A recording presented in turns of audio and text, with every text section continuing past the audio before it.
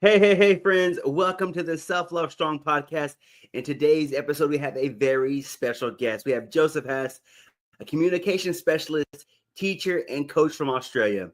Joseph believes that communication is the heart of everything, whether it's or personal relationships. With a passion for helping people unlock their full potential, Joseph empowers individuals to refine their communication skills for greater confidence, success, and impact. He's on a mission to help others craft powerful messages, build meaningful connections, and create a win-win outcome in every area of their life. Welcome to the podcast, Joseph. Hello, Samuel. Thank you very much for the invite. It's a pleasure to be here. Man, all the way from Australia, man, with all that communication training and that being something that you work with, what moment you realize that communication is a superpower? That's a really good question. So what happened was when I was little, I got wrapped up after I was born and given to a friend of my father's to take me to my grandma somewhere in Europe. And after a little while, I think I spent about 3 years in Europe, I came back to my parents and we came back to Australia because I was born in Vienna, Austria. And when I was 9, my aunt came for a visit and said, "We're going on a holiday," because my parents were having issues. And we ended up going to Turkey. I spent 2 years in Turkey. I spent 2 years in Singapore, and I spent 11 years in Egypt. The holiday was for 15 years. And during that time, I was shy. I didn't know how to connect with people. I was put in different environments, and I realized that we need to adapt. And as humans, we adapt very quickly, even though we might not realize it.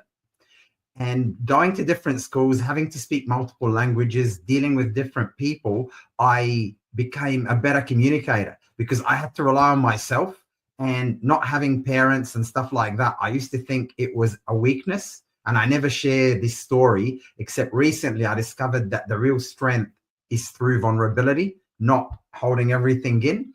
And I discovered through my career that I have been becoming a better communicator. And I knew I was a good communicator, except I thought everybody else has that because we all have a superpower and we don't realize it's there because we're so close to it. And when I was working in satellite communication, the CEO used to have meetings every 3 months because we were taking over all these companies all over the world. And in one of the meetings, he just said, "Joseph changed the way Australia Pacific view the customers, view the company." And I went, "Hang on a sec there. There's something there." And at the same time, I was going out with this lovely lady and she took me to speak in front of her leadership group. And they said, "You're an enlightened monkey. We like how you articulate." And I went, "Hang on, there's something else here." So I went and reviewed what happened in my life, and I found out that I would get the jobs that I apply for. When I go for an interview, they say, "You're really good at interviews." I get promoted very quickly. People want me to do the work for them. When people are stuck in their thoughts, because we're prisoners of our own mind, they would come to me. So I went, "Let's do an experiment." And I ended up sending an email out to people that are close to me. I said, "What are my strengths and what are my skills?" After all the jokes came, are you all right? Is everything okay? Do you need therapy? They came back and said collaboration, communication, coaching, listening, leading, mentoring. And right at the end was the IT skills. And at that moment, I said, there is something there and this is unique to me. And I need to help people learn more about this because it empowered me. And it was a winning formula that made me reinvent myself multiple times. Man, that's such a powerful story, Joseph. You know how your past situations really set you up for your future success. I really love that.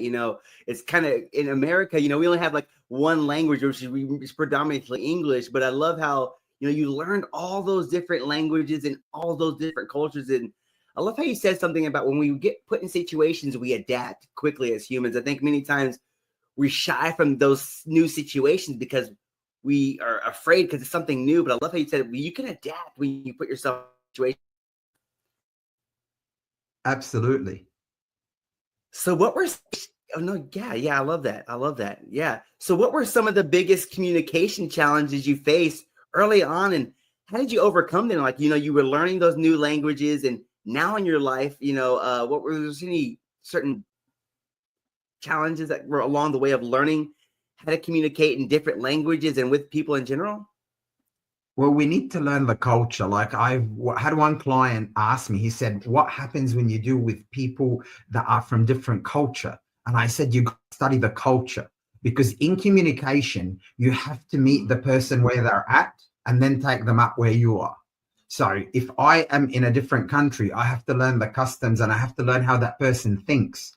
And if you speak multiple languages, you have multiple personalities because you think in a different way. If I know how to speak English, I speak like a Western English speaking person.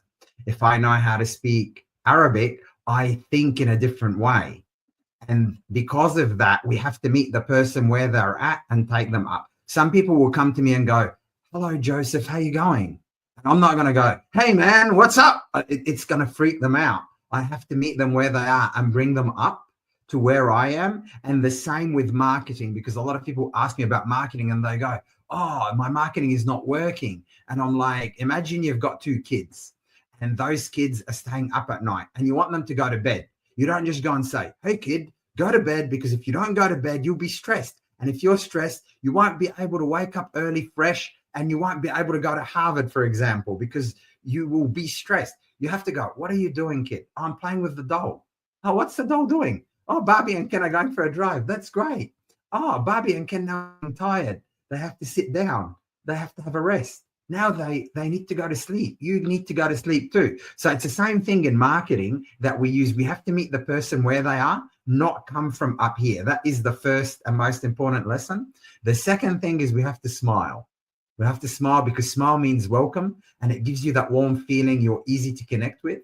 The biggest challenge that I had was to express myself. That is in my personal life. And I had a teacher when I was in Egypt and he punched me and he said, you won't amount to nothing. And lucky I didn't actually listen to what he said. And it caused me to be shy and not express myself to the fullest extent that I can. And it takes courage. And that courage is rewarding, because what happens is when we're younger, we have an internal locus of focus, which means we have an external locus of focus. Sorry. We look for people's approvals. Can I do this? Can I not do that? And you're looking for that approval. As you get older, that flips, or it needs to flip, where you have an internal locus of focus where you go and say, I believe in myself.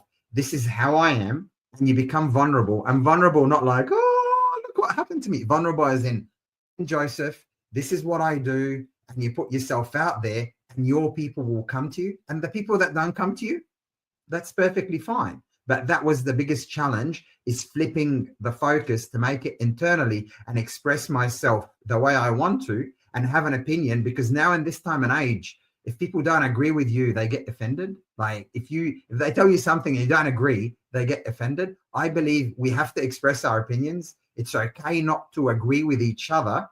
And the main thing is we can still be friends. And that's perfectly fine. Man, I love that. I love that you said it, really coming to people and meeting them where they're. I think many times, we hold people to a certain standard, but I love how you talked about meeting people where they're at. To really key to communication. Like I never thought about that approach. Like if you're all energy and they're, like you said, exhausted because their kid's not sleeping, and you're like, hey, come on, do this. So like over stimulated already. But I love that effect of really that communication. But man, that's a rough story. And, never thought about how much confidence you need in communication, like you talked about right there. I think find ourselves wanting to fit in, but I love how you talked about being authentically yourself in those communication ways. That's awesome. Yeah. With confidence, it's a little bit tricky because a lot of people ask me about confidence specifically. And I tell them confidence equals competence. If you practice something, you get adapted to it. And the more you practice it, the more you get better at it, and you chunk it down. You start small and build it up. And if you're comfortable doing it at the same time, that is great. But I believe courage is more important because look, the first time we drove our car, we didn't have any confidence. We didn't even know how to drive. And then slowly, you can drive in traffic, you can drive on the highway, you can drive in the middle of big trucks, and suddenly you're doing it. And you don't think about it anymore because everything that we try and do is an action that is in your consciousness. Once you do it really well, it goes into your subconscious, and then you're not thinking about it anymore. Once it goes into subconscious and you're not thinking about it, it happens automatically. So if we want to change something, we have to bring it to the conscious and then practice it. And then we create a new habit or a new action that goes into the subconscious and it becomes easier. And the only reason I'm saying it's confidence, because imagine, for example, you've got a fighter pilot and you have a brain surgeon. If I put the brain surgeon in the plane, he ain't going to be able to fly it. I can guarantee you, because he's not trained on that. And if I get the fighter pilot and put him in the operating theater, he's not going to be able to do it. So with anything that we do, we can practice it. And they found something very interesting. When you practice something in a calm environment, your maps that get created in your mind are wide. So you can adapt to it easily. And they did that with mice. They got these mice and put them, they didn't feed them for 12 hours, but they trained them to go through these mazes. The not feeding them for 12 hours was like a big event, stressful event. The mice that went through the mazes found the food after 6 attempts. The mice that got dropped in there in a stressful situation without any training, it took them 20 attempts because of the mind maps that get created. And you'll see this with golfers. The guy that plays golf, he's just so ice cold on the court, and you go, wow, that guy, like, he's got no feelings. No, he actually practiced so many times that he knows it so well. It's in his body that he appears very calm. And if something different happens, he can adapt. So it's very important that we chunk the thing down. We practice it in a calm environment. Then when it comes time to perform, it's a lot easier to do. Man, I love that strategy.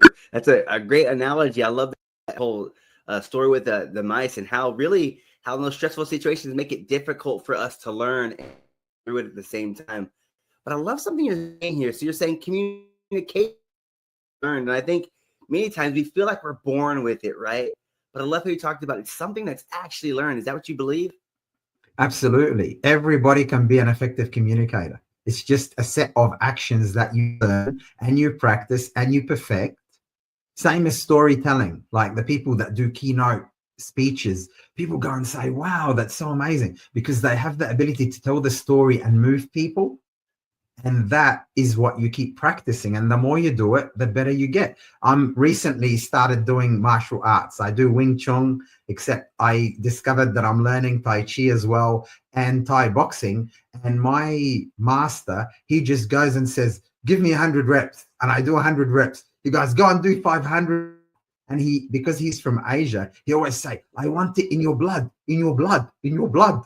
And what he means is, I want you to do it so many times that you don't have to think about it anymore. It becomes natural to you. And everything can be learned if we're willing to put the effort and time into learning the skills. And it doesn't have to be very difficult. Like with communication, people say, oh, there's so much things to do. And I'm like, not really. You just need to have vocal variety, use your body a little bit more. And also, we all have a tune that we play with our voices. Make yourself not sound like everybody else. Have your own little sound that you make that is different to somebody else's ears. And those are simple ways just to improve your communication. Yeah, I love that. I love that, adding that variety. I love that it's something that can be learned. And analogy, like you said, your coach said, just really, it's that repetition, getting in the reps. I think many times we get overwhelmed, like you said. You see that goal, like they're like, Joseph, I want to be a communicator, and they see all these. I love how you said, just focusing on that one thing, and then consistently getting those reps in. I think that is the best way to learn. That's so powerful. So with all the experience that you have, Joseph, perspective on communication change, you think, with technology? I know you said you do websites and stuff, like, do you do marketing? How has your perspective on communication changed throughout the years with technology and social media and all that stuff? Everything that we do is communication. Communication equals wealth in all areas of life. And there's different ways to communicate. When you're communicating face to face, you can actually read the other person's body language.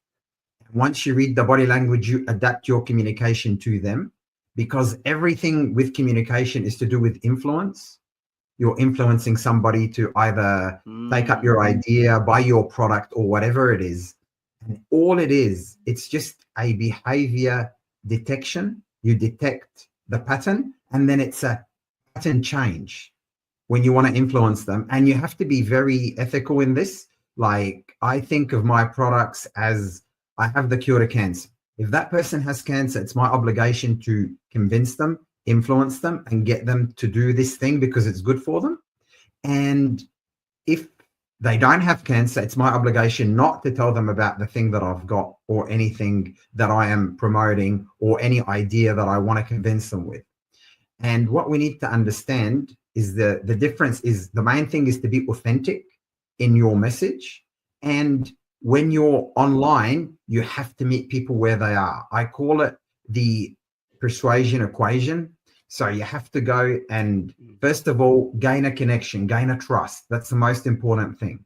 The trust comes from mirroring the way they speak, the tonality, using their words. It's very important to use the other person's words, because each word has a meaning to us. And I did an interesting experiment. I went and asked people, what does power mean? So if I ask you, Sam, what does power mean? If I say the word power. I think somebody's strong. I thought the same thing. I thought somebody's strong. People said, I think it's politics. I think it's the government. I think it's power lines. I think it's control. So each person gave me a different meaning to it. And I, like you, thought it was strength. If you actually look it up, it means the ability to act, or the ability to take action.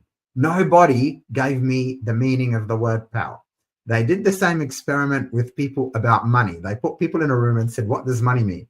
Each person came up with their different definition. They said, okay, these people don't understand money. Let's take them out of the room and get people that work in the finance industry. They got bankers, they got accountants, they got financial planners, said, what does money mean? Each person came up with their different definition. So it's important that we use the other person's words, and you'll find this, and you have to do it ethically, because people will go, oh my God, you understand exactly what I'm saying. You get me. Because these words have specific meanings to people. So if somebody comes and says, I'm ecstatic to see you, and you go, I'm happy to see you, it creates a disconnect. If somebody is talking to you in sales or in marketing, and they go, I want to lose fat, you don't go and say, I'll teach you how to lose weight. Because weight and fat, the word fat has a different meaning to them. It triggers different things. So when we use other people's words, we gain trust. We find a connection between us as well, commonalities. And when we mirror the way they speak and the speed of speech, it also creates a connection, because that happens naturally when we talk to anybody. The next step after that is to find out what they want. What exactly do they want? And I know what I want. And then I meet them in the intersection. Like I was showing this to one of my clients. We meet here. And if you like work for somebody, we put a third circle. So there's the customer, there's your employer, and there's you. And we work in that common ground here, because that's where everybody wins. So that is the goal of the communication, to give them what they want. I get what I want, and create that win-win result. And the only difference is with the internet communication, you might do it, it's one way, except if you make your message clear, use the same words, know your target audiences, you'll create that strong connection. Once you have that strong connection, it's easier then to send your message, because they will trust you. They don't have to necessarily like you, because a lot of people say, like, no one trusts. They don't have to like you. They have to respect you and have a connection with you.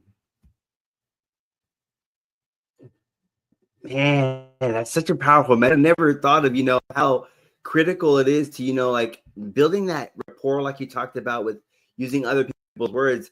I never thought about how each word has a different meaning. We assume that when they mean this is what it means, but realizing that meaning that we give to it is not necessarily powerful in itself. I'm like, wow, I realized there's so many, each person defines a word in a different way. And I think that's a powerful note to think about in communication, because I loved how you were talking about in different countries, I'm meeting people where they're at. So I have to, my mindset changes, like knowing the culture in that is how culture is so critical in communication. That's such a powerful message. Awesome. Yeah, and you have to adapt to them. I had one client that said he deals with really, really very rich people. And he said, these rich people are all a-holes. And I'm like, what makes you say that? He goes, they're always difficult to deal with. And I'm like, well, hang on. Why do you think that is? And then he said, well, they worked hard for what they've got. I'm like, yeah, some of them did. And they feel, then he said, people want to take something from them. And I said, well, what do you do to address that? And then he thought about it for a second then.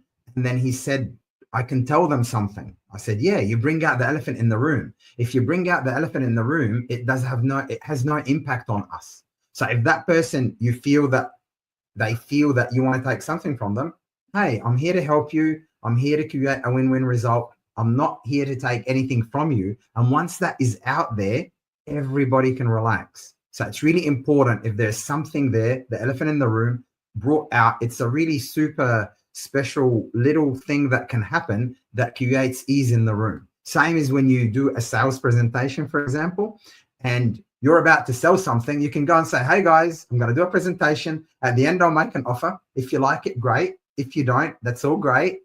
And then they don't have to think, oh, what's missing? What's happening here?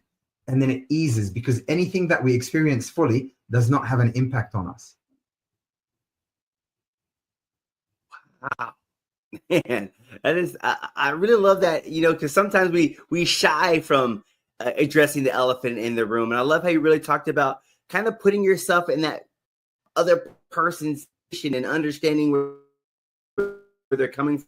Because like you said in that analogy with the rich person, you're like, they were that way, but it was just the reason of, if you don't address it, you still, how it allows people to ease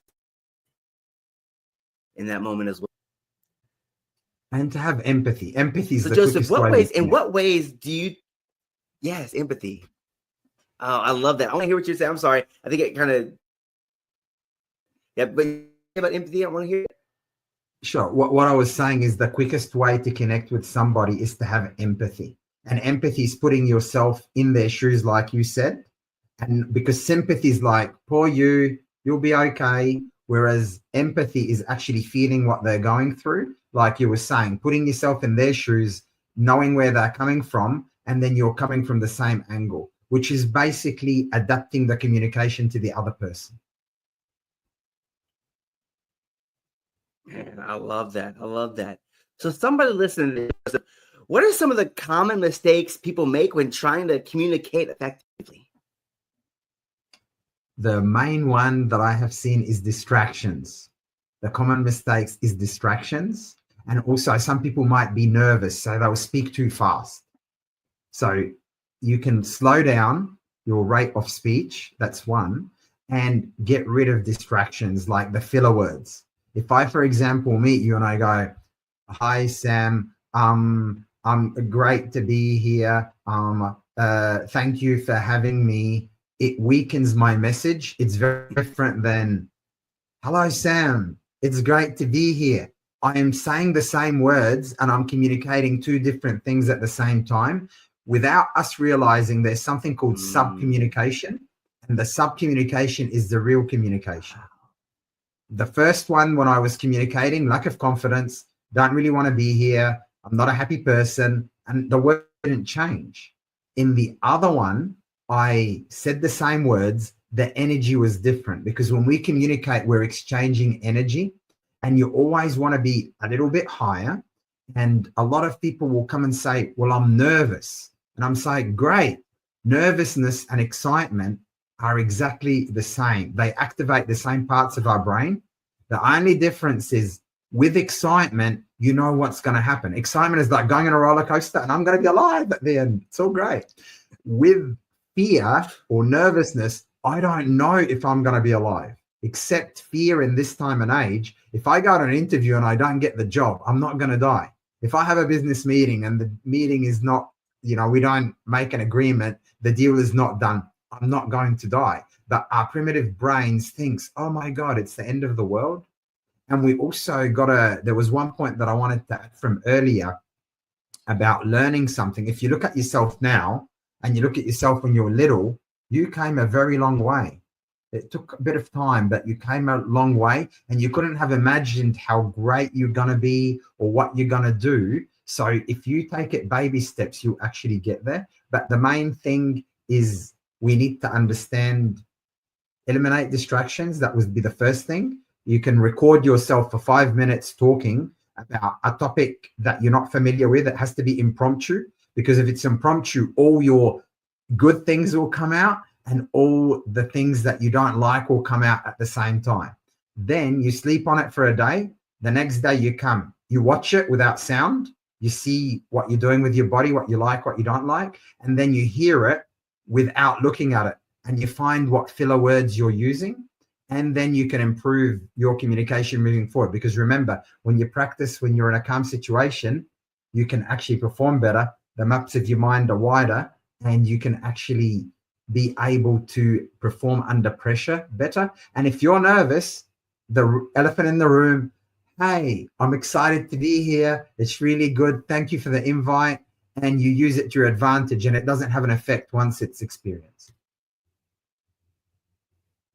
Yeah, it's so powerful, Joseph. I love how you talk about, I never thought of communication as a transfer of energy, I love how you gave that analogy because it's so true. Like, you don't think about how your posture and how your energy is part of communication. I never really thought about it like that, because you're right. You can tell, somebody before they say something, if they're upset with you or like, the aggression, their posture, how they approach the situation. But I never thought of the sub, would you call it the subconscious, I guess, communication and sub-communication in the process. Wow. Sub-communication. Yes. Wow. I mean, it's so true. I when you said it, I'm like, wow, that's so true.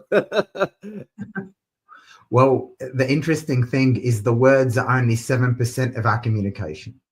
The tonality is 33% and the body language is 60%.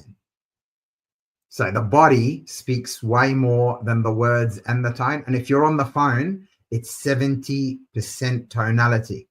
Because if I tell you in a way, I'm angry, for example, it's got a different sound than me saying it in a nice way. Like if you say, Joseph, do this, I can go, okay, I'll do it.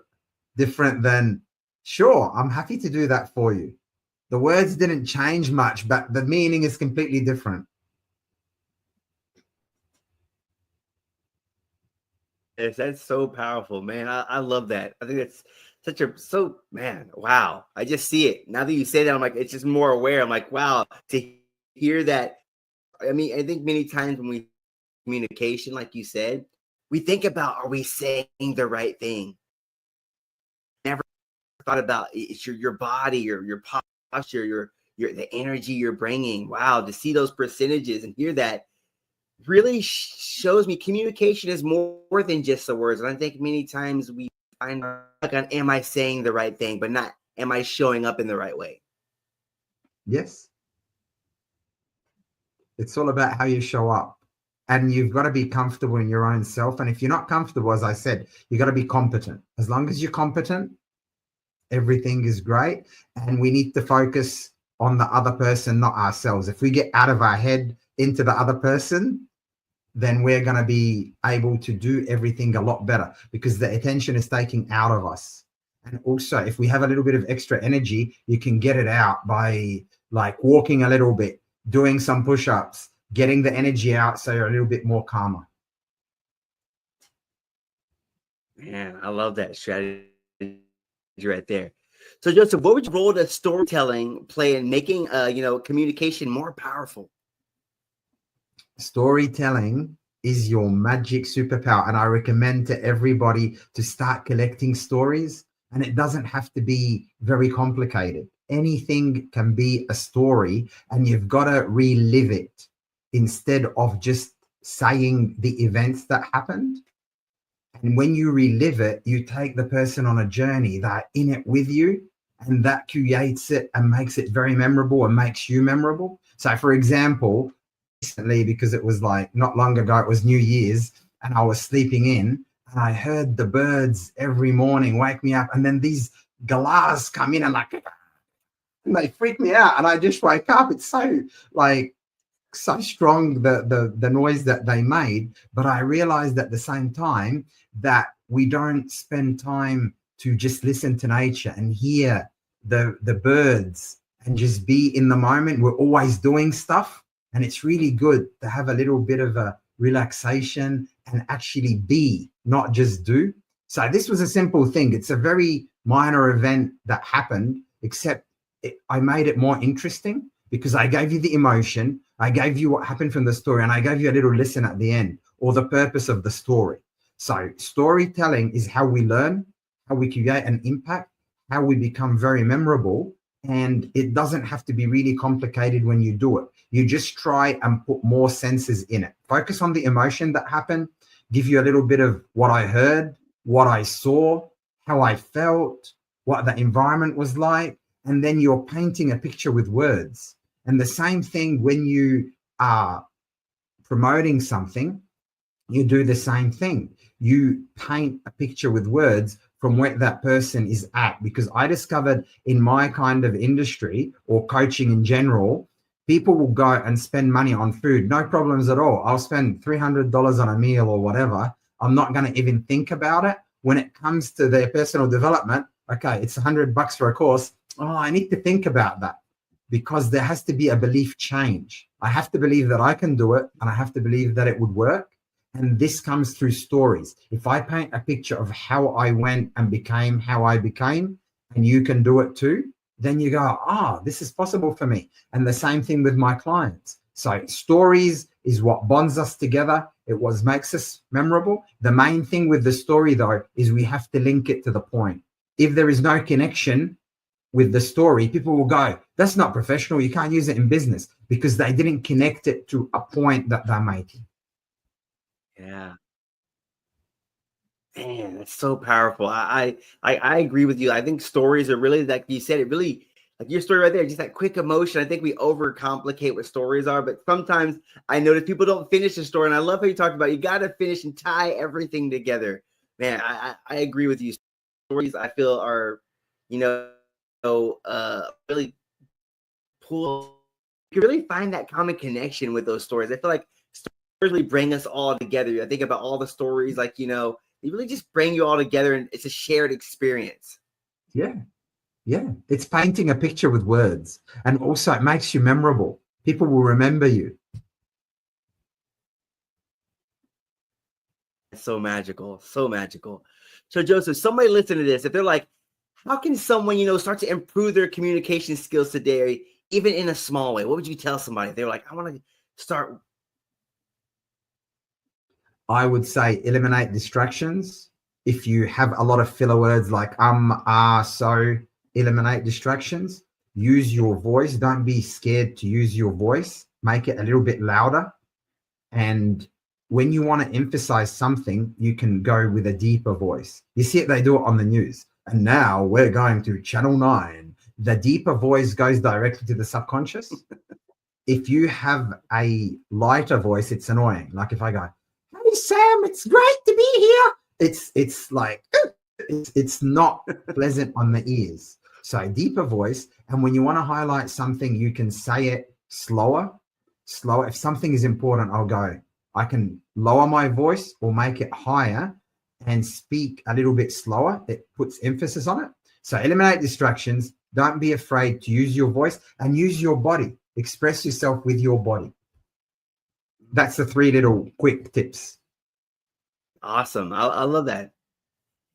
Yes, I love those. I love that. So Joseph, how, what are yeah, okay, we're here. So, how do you help individuals, develop confidence in their speaking messaging? I know you're a speaker, training your coach. How do you help people, kind of really work on their communication skills? Well, the first thing that we do is we start where they're at. So we have a one-on-one meeting to find out what their goals are, what they want to do, and then we see if we're a perfect fit. And if we're a perfect fit, then based on those goals, a program gets tailored exactly to their needs. And we go through what they need to go through to go to where they want to go. Because people confuse coaching and therapy. If we have a line and we call that line normal functioning person, coaching takes you into the future and makes you what you want to be. You're going there, and the coach doesn't do it for you. You do it. The coach guides you. Therapy takes you back in time to bring you back to the line so you can function in the best way that you can.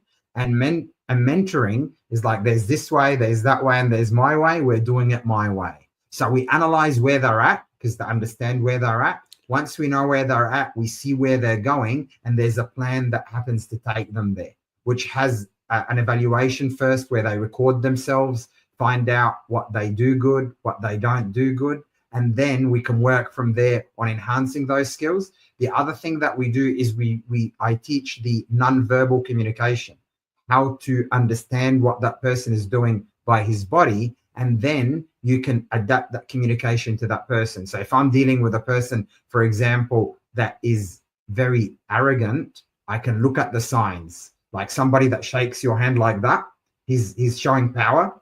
When you talk, if somebody goes like this, they're also showing power. And you have to bring the elephant out in the room and you go, I see you're a very confident person. I see you're very sure of yourself. It diffuses that situation. So it depends on what is happening. We learn how to read and adapt and then steer that communication into the win-win direction that we're looking for. Man, Joseph, that's so powerful plans. And you really start with meeting where people are at. I think many times we're learning communication is a one-size-fits-all. And I really love your approach of really diving deep into who you are, where you're at, to where we can get you to where you want to be. Man, that's such a powerful thing that you do. And sharing your message, like you said, something that can be learned and crafted, and you can get better at it. Sorry, you broke up there, Sam. Can you repeat that last bit again? I know you're good. I love that it can learn. I love how you said that communication is something that's learned and that you can get better at with the strategies that you offer. Yes, absolutely. It's so simple. Imagine yourself driving the car for the first time. You didn't have a clue. The same thing with communication. It's something that can be learned. We start small and build on it, and it's not as complicated as what people think. Man, so powerful, Joseph. Thank you so much for sharing your message of communication. But I know, like many people listening to this, how can they get connected with you? If you would like to connect with me, you can go to askjosephhas.com. And that is my business card. You can connect with me on Facebook. You can connect with me on Instagram. I personally prefer Facebook, and all my contact details are there. And there's also some free gifts to make yourself the best self that you can instantly. And if you can activate the best self that you can instantly, you'll be able to create a better impact when you go into any meeting. When you meet somebody new, you'll be able to perform at your best. And it's a simple exercise that I guide you through that enables you to make it happen instantly. Man, thank you so much, Joseph. And you guys, I'm going to make it very simple for you here. I'm going to take all of Joseph's links. I'm going to put up this episode, connect with Joseph here. He's going to give you all, like he said, he's going to follow him on all of his socials. Make sure you connect with him. DM him and thank him for sharing his message of communication with us. And make sure this is not the last time you hear from Joseph. But Joseph, if you had to give one message to listeners, like one last little message, what would you want to tell somebody? I would say believe in yourself. And if anything that you want to learn, don't look at the whole picture. Don't look at it as big as it is. Chunk it down And from what I'm doing right now in Kung Fu, I'm doing the second form in Wing Chun. And when you look at the guys do it, you go, far out. I'm not going to be able to do that at all. You break it down to do the basics, and then you build up on it. You can do anything. You just need to break it. It doesn't have to be scary. When you look at somebody that is doing it really well, they've done it again and again and again. And if somebody has done it, you can do it too, because you just have to follow the methodology and what they've done, because already somebody did it. If there's something new, like going to Mars, for example, nobody has done that, that would be a challenge. If somebody has done what you want to do, which most of people have done what we want to do, we just need to learn from them and chunk it down, and you can do it as well. Man, awesome right there. Thank you so much for your time. Reminder, make sure this isn't the last time you, like I said, I'm going to put all of his links under there. Make sure you follow socials and make sure you connect with him and take advantage of that course. He's going to give you that free offer as well. All right, friends, you guys take care.